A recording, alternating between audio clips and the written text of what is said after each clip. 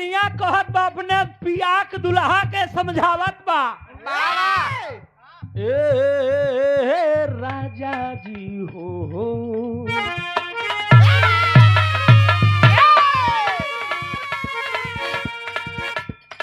हाल का कही पियवा के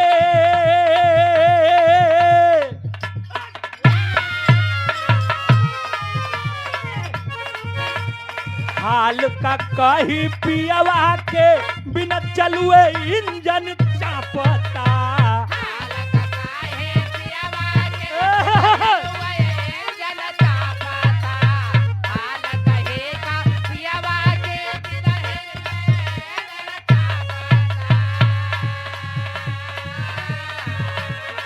हाल का कही पियवा के बिन चलुए इंजन चापता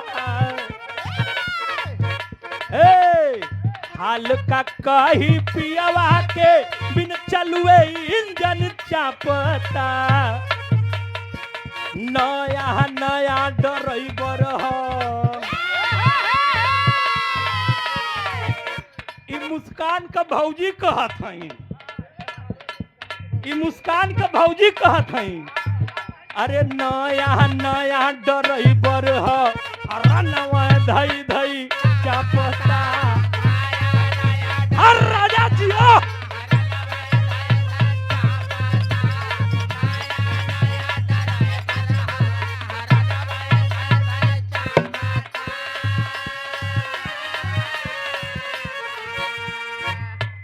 मुस्कानी तोहार हंसी बड़ा नीक लगल। अब बिरहा का सुनवैया तीन प्रकार का होगा मिश्री लाल बाबू।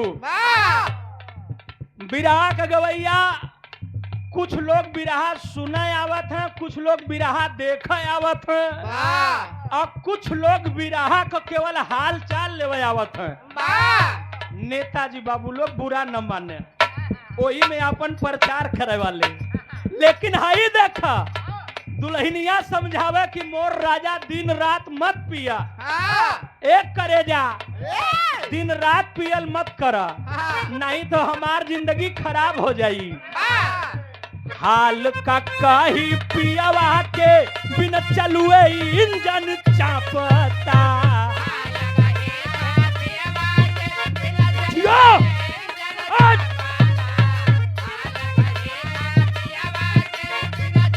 करे जाओ।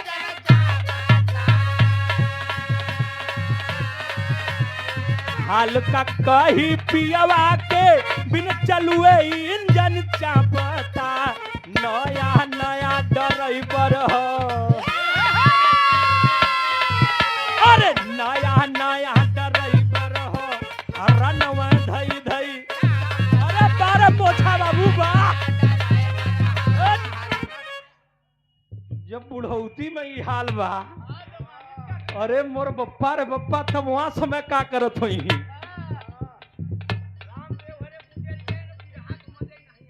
देखा ई हो अंदाज।